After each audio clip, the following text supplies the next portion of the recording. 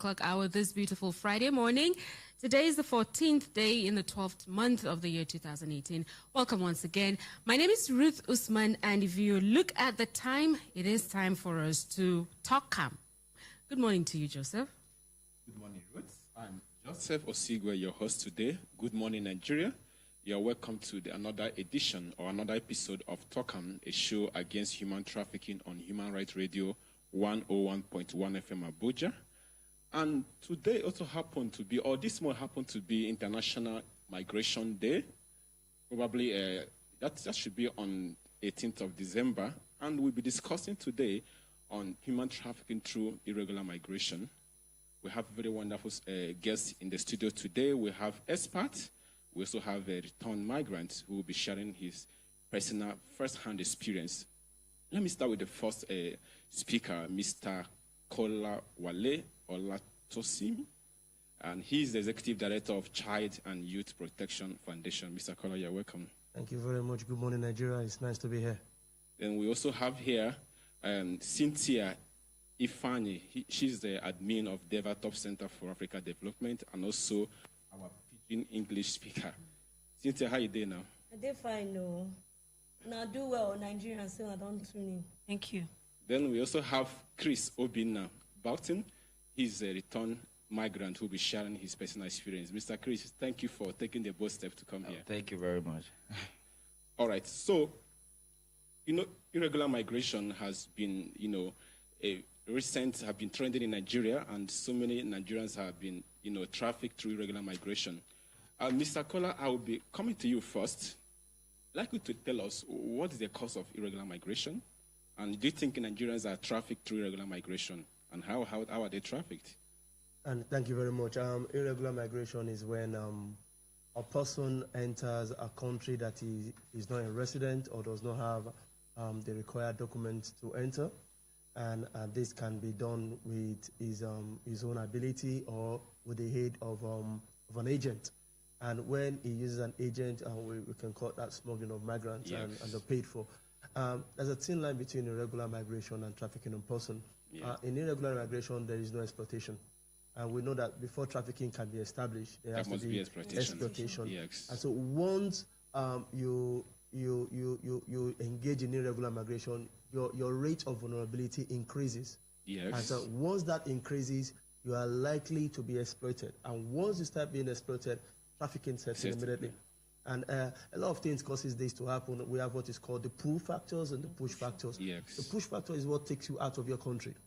Which are poverty, poor economic situation, very poor or very minute government intervention in the community where you are. And then we have the pull factors. And the pull factors that is very, very common is that there is dollars and pounds on the streets of Europe. Yeah. There's a pool. Money grows on the tree. Money grows on the tree. And also we have this mentality, oh, my brother's friend have gone and is back. And I want to make it. You begin to pull people. And once that is done and once you find yourself in that trap, most of the time for irregular migrants, it becomes difficult to come back. Yeah. You mentioned poverty, but some people who migrate also have money, spend millions of naira, paying smugglers. Do you think poverty should be the major cause? Thank you very much for bringing me back to that. I belong to school. Over the past 4 years, I've been talking about not just economic poverty. I'm talking about poverty of the mind. Of the mind, okay. We're talking about economic poverty. We're talking about social poverty, meta poverty. Yes. When you look down on the place where you are, believing is not good enough, it's poverty. Yeah. And we have that kind of situation. Yeah. Our mindset in Nigeria is such that Nigeria is not good. We should visit some countries in the world. Okay, so let me come to Mr. Obinna. Mr. Obinna, I know you returned a few months ago. I would like you to tell us, why did you leave Nigeria? And how did you leave Nigeria? Well, some say people leave Nigeria because of their current situation. Yes. Me, I left Nigeria not because the position I was, it was not be easy for me. Yes. I left Nigeria because I wanted to migrate to another country and see if I can establish myself over there. Yes. But it's not what they told me about the Libya himself. They told so was what I saw. The whole story was so sweet that once you get to Libya today, before you know it, you've gone to, it took you a day, you are already in Italy and everything. So the whole story was just sweet. So like, okay, fine, let me just do it. And I paid then to travel. How much did you How pay? much, yeah? I paid 700,000. 700,000. Yeah. So you were not really one of the poor Nigerians, so to speak. I mean, if you could raise 700,000 naira conveniently, or how difficult was it? Was it instrumental or I was into movies though. So okay. So you were actually, let's say, gainfully employed. I mean, you were doing something, you were busy. Yes. So it was just about how they painted the picture of what is obtainable elsewhere. Yes. And you bought the story. So would you see his own reason as the mental kind of poverty situation? Definitely. That's basically what I call mental poverty. Mental poverty. Believing the story that has been painted, that over there is better off, even when you are good here. Yeah. Yes. Well, that's a bit difficult because, you know, sometimes he was busy. But, you know, there are people who have tried several things. Yes, they may be able to raise such amounts of money like he mentioned, but, you know, you must have tried a thing here and there, and you're really seeing that not so much is coming out of it. And somehow you are moved to believe that it's better because if you think of the structures obtainable elsewhere, the institutions and all of that, we say those institutions work while ours don't. And sometimes you really see it happen in real life. That you approach certain organizations with a proposal and stuff like that, and nothing really ever comes out of it. So would you really blame that mentality that Nigerians have? I will, and I will not. Still blame.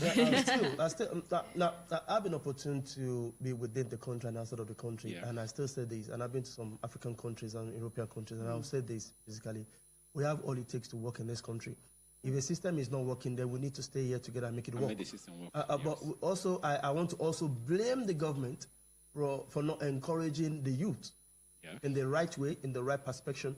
And so the failure of the youth to embrace the opportunities in this nation is the failure of government. I will say that without any... Okay.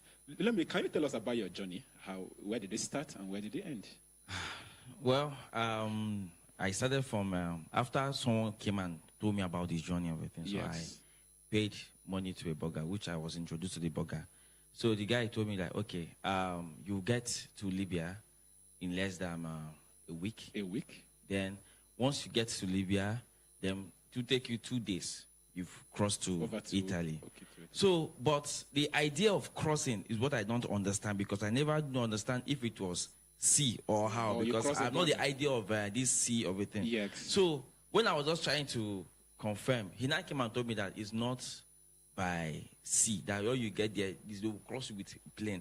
Understand? Because it's more closer. And that's okay, no problem. Then that was the main reason why I have to pay. Yeah. Then from there, the next day he lodged us in the hotel in Agbo, which is in Delta State. Delta State. Yes. Okay. Hotel. Then the next day we left to Kano. From Kano to Niger. Then from Niger, you passed through the desert? Yes, from Niger to Agadez. So how was the experience in the desert? Honestly. No, I have to because it's something that I wouldn't want someone to, if you can't show them it. Yes, so I wouldn't want someone to go and fall into such thing. That's terrible. You know, once when we got to Agadez, I was like, I wasn't even expecting that we're going to be on Hilos that will take us to Libya. So they brought the Hilos, like, okay, we'll have to enter. And we're about 32. Wow. 32? Yes. Inside the Hilos that we left. So the whole speed and everything, they got to a point where the Hilos spoiled. So there was no water. The man said, okay, he's coming to go and get us water. It took this man 4 days. Whoa. 4 days. We didn't see, we were inside desert there. No days. Food? No food, honestly. No food, no water. Terrible. So 16 died. 16? It was only 16 that survived. And I was among those 16. And those 16, yes, and we were surviving with urine. What does that mean? Surviving with?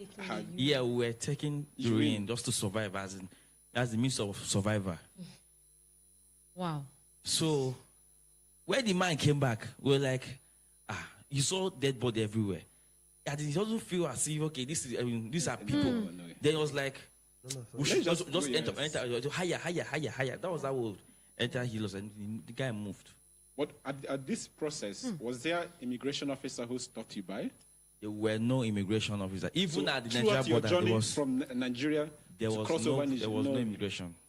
So illegal roads, basically, that's where you were taken, not really where you would pass through the normal process where you That's have... the normal road. The normal What roads. they do is once you get to that border, they said, okay, today the military people are supposed to be there. They are not going to be there at that point. So they know when they know they when they will there, be they out. monitor everything. Then that day they will move. Wow. All right, let's hear from Cynthia. Cynthia, what do you want to tell us? Okay, my people for house, now don't hear am from the mouth of person we don't see. He don't go, come back, since say nah, no journey of no way. Like a journey of no A return. journey of no return. Now Igbo man will tell now because people don't go there, they don't see them, they don't come back. See say no road for there. That be the reason why we come with this program TALKAM. Yes. To educate people, to actually tell now for my people for house say this thing they happen. Every day, this thing they happen, people they move. And according to my oga will call this drink peace. What's your Igbo they call you right? Now peace, now we they understand that. If you know if you allow your own self, put yourself for in shoe, say people die for where you day for 4 days without food, without water, you go fit stay. And all of us, according to what Mr. Kolawole talk, people will go, make peanuts, come back. They go, they glorify them. You don't know how they make money. You don't know how they reach there. And our parents, some parents have go see they advise their children, may they go. I they speak from what I don't see because I was born and bred from a state where it be say, na normal thing to go abroad. Because who go abroad, come back, don't bring small euro, don't bring small pounds. People go to glorify you. Then if you never cross, your family no belong. These are what we need to correct the narrative, change it. Because people, they die for road because they won't be like their friends, they won't be like their neighbors. I go my side, where I was born and raised, to go collect my certificate. I reach my street. Guys don't finish. People don't finish for streets because they enter road. This is very And most of them, when they come back, our parents, when they ask, where did they go? Some of them don't even know, they push them. We need to change the narrative. That's what the man go talk. We need to stop to the glorify people when they don't go. Because we don't know what they go through. Yeah. And if you see them, you were there, make you talk them. Because the culture of silence, you don't do, my people. Yeah, thank you, Cynthia. It's really sad. Cynthia has gotten very emotional about this. But this is the true situation of what many Nigerians are passing through. Whether you want to blame the government, whether you want to blame families for pushing their young ones, especially youths. This affects a lot of youths. Now, with your foundation, in what areas, are you trying to talk to people? What are you doing to try to see that, people look inwards, look within themselves and their surrounding immediate environment and see what they can actually make for themselves and the communities? Okay, foundations like mine and Devatop have been doing some things in the past. Yes. And basically what we're doing, like what Devatop is doing right now, educating the populace about this irregular migration, talking of migrants and also human trafficking. And then changing the narrative, starting from a meta reorientation of citizens of this country, that it's not what you think it is that it is over there. And then establishing the fact that if you have it in you, whether you are in Europe, whether you are in Nigeria, anywhere you are, like fixing, if it's you, it's in you, you can make it. And then begin to teach essential life skills to our young ones. Assertiveness skills to our young ones. It's one thing that we shout that this is wrong. What is right? How do you achieve what is right? Knowing is good, but acting on what is right is the key. Exactly. And so what Devatop is doing, what Child and Youth Protection Foundation is doing, and what other members of the civil society organization are doing over the course of the years is to change the narrative, rebuild the mentality of the people towards staying in our nation. Yeah, thank you very much. We'll go for a short break and we'll be back in the next 1 minute. Please stay tuned to Human Rights Radio 101.1 FM Abuja. Do you know that 7 out of every 1,000 Nigerians are living in modern slavery and 74 out of every 100 Nigerians are vulnerable to human trafficking. Human trafficking is spreading to every community in Nigeria, and we have to rise up and stop it. When you see an incident of human trafficking and do not report to the appropriate authorities, you are part of the problem and not the solution. It is your responsibility to report human trafficking and talk against it. We are pleased to introduce to you TALKAM, a weekly radio program that will deliberate on issues of human trafficking starting Friday, 16th November by 10 a.m. prompt on Human Rights Radio. TALKAM will be a live program every Friday. This program is brought to you by Devatop Center for Africa Development in partnership with Human Rights Radio 101.1 FM Abuja and supported by International Center for Investigative Reporting ICIR. To support this program, contact 090-3000-2362. If you see him, TALKAM.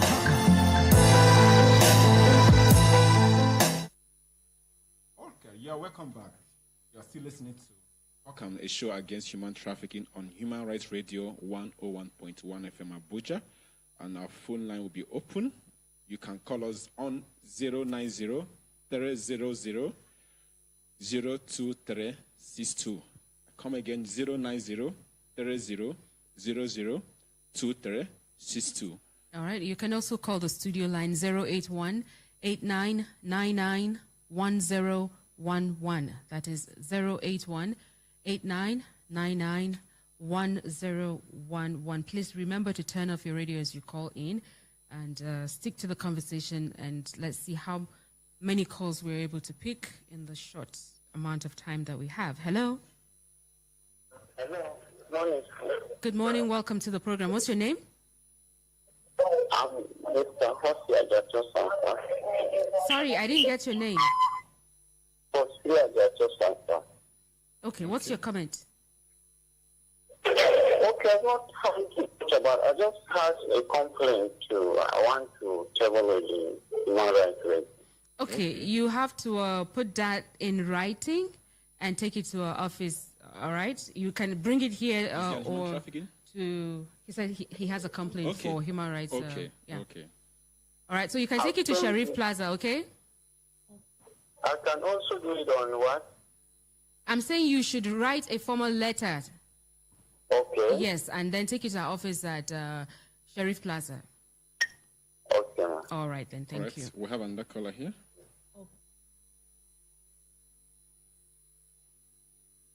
I think that call just got.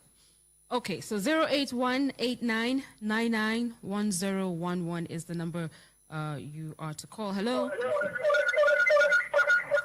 You need to turn down the volume on your radio. Hello? Hello, good morning. Good morning, welcome. What's your name? Yes, my name is Arvind. I'm calling from Abuja here. Okay, please, quickly. We're listening. Yes, I want to commend Devatop for the good work they're doing. You see, so many people are unaware of what is happening, especially when there is an issue. The guy in the studio there who has opened up, his experience is a very good. Hello? Hello? Okay. Yes. And how do people who support what Devatop is doing come in so that much more of the people should be aware of what is happening? Because so many of our youth do not know all of these. And the information is key. All right, so he's going to call out the number at the end of the program. He will call out a number. That's the number you can use to contact them, okay? I didn't get that. He will call out a number at the end of the program. Okay. So just keep listening. Yeah, thank you so much. All right. Okay, so can you share a story? You said it's not only you, we have over 100. Yeah, when we got to Libya and they were about to push us from Libya to Italy. So we were about 180 that was inside the boat that were to cross from Libya to Italy. So on the process, the weather was not even good. The very night they pushed us. What was the weather like? As in, the wave was much. So at the point, the boat capsized. So, you know, it's and it's painful. a boat, not like, how big is it? It's just it's not like it's big, but it's like it's more like this. They used we call it lapa lapa. Okay. But it's like a balloon. Yeah. And they put how many people? 180. 180. Oh my Yes. goodness. So terrible. out of that 180, we were only 3 that survived. And that is why every day I wake up, I tell God, thank you for at least, I don't know the reason why you're keeping me alive. Out of 180, 180. 180, Yes, just 3 only people. 3 people survived. How- And you know, that night I watched all of us, we're all happy that we're all moving to India and everything. You know what it's like after eating in the same place and everything. Then at the point, those people you saw that moment, they were just no more. You see them dying, stretching their hand. Feel you want to really help, but at that Did point you of time, swim out or can you? no, there is a fuel gallon. Okay. There, so I used that gallon to hold I was yourself lying on it, so it was just on top of the So water. if you couldn't lay your hands on that, I would have, by now I would not be here. There will not be a story to tell. that's a very dangerous journey to embark on. Let's listen to this caller. Hello. Hello. Good morning. Welcome to the program. What's your name? One. Hello. Hello. Okay. Others are really trying to reach us. Turn down the volume of the radio. Yeah, so but as someone with experience, let me just pick this before I ask that question. Please turn down the volume on your radio. Hello? Hello. Good morning. Good morning. Welcome. What's your name? My name is James Samuel. All right, I'm calling James. from Cuba. Okay, James, go ahead.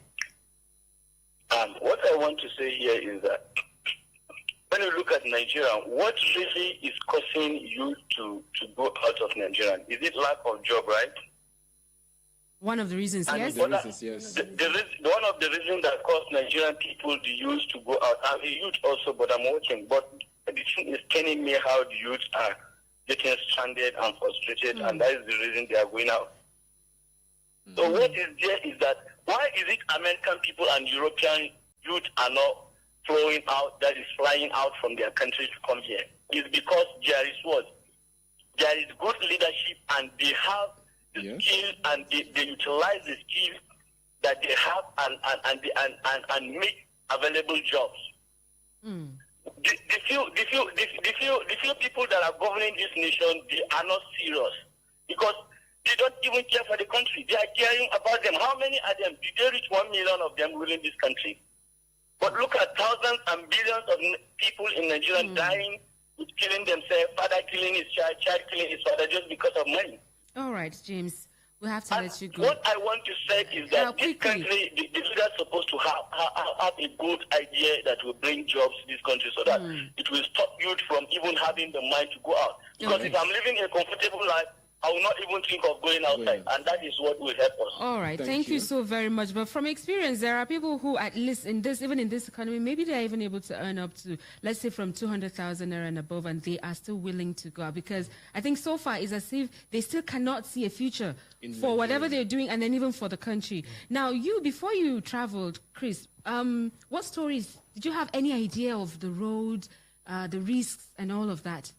There was no idea. If I had ideas about it, I wouldn't have even tried. You know, the whole story was just painted in a, they will tell you the way that you see that it's more easier. So But that did they also share the goes story? to show the importance of what we're doing right now. So people, it's very possible some people, yes, especially those, from the grassroots and all of that. Just someone comes from the city and goes to the village and start telling stories, and all you see is dollars and euros and all of that. But did you share the story with people when they told you about traveling? Did you tell your peers or your That's the point. I didn't tell anybody. Because we don't want our enemies to stop that journey. It has to happen. So we'll keep it to ourselves until if somebody never really returns. Now, we don't have time, but I'm sure you'd want to at least give some words of advice to people, right? Based on your experience. Yes. What I will say is, youths out there, all of you listening to me, I will tell you that it's a dangerous journey. It's a suicide mission. It's a journey that you can go in and you cannot come out. Because this Libya road is one way in, no way out, as it stands. Wow. So even sometimes when I see our girls, they bring them down there, over there. Some will tell you that they tell them they are going to Europe to go and do boutique supermarket business, and at the end of the day, they come, they sell them to somebody for prostitution. So all these things are the things that are happening there. They kill people every day, sell people here and there, make sure, tell them to call their parents at home to send money. And I was also a victim of all that. So that is why at least I'm trying to talk to people, please, if you want to travel or you want to migrate, please migrate the right way and ask questions so that you will not go to the wrong way. Migrate well is important, so that when you go to the country you are going to, you have the government protection and you have can move freedom around of freely. movement. Yes, yeah. Please, it's important. Let's get your final thoughts too on migration is it's a normal thing for all human beings to migrate, but like Chris said, migrate legally. Yes. And try as much as possible to reduce your ratio of vulnerability.